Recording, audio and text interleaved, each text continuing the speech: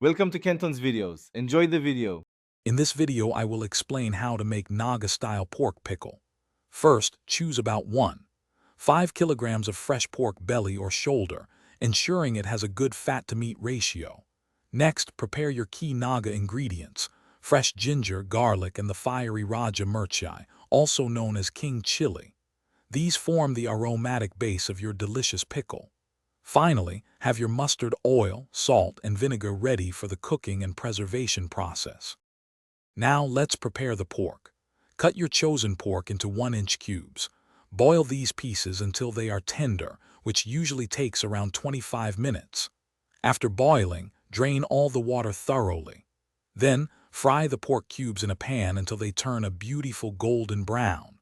Once fried, remove the pork and set it aside, but make sure to keep about 2 tablespoons of the flavorful oil in the pan.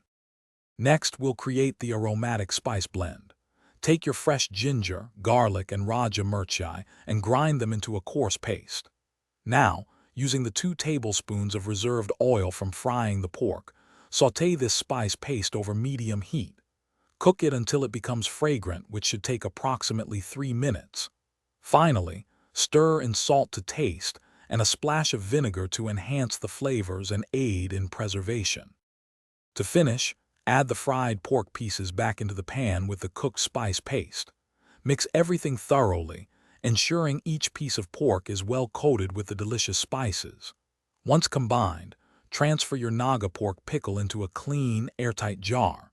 Store it in a cool, dry place, and it will be ready to enjoy in a few days.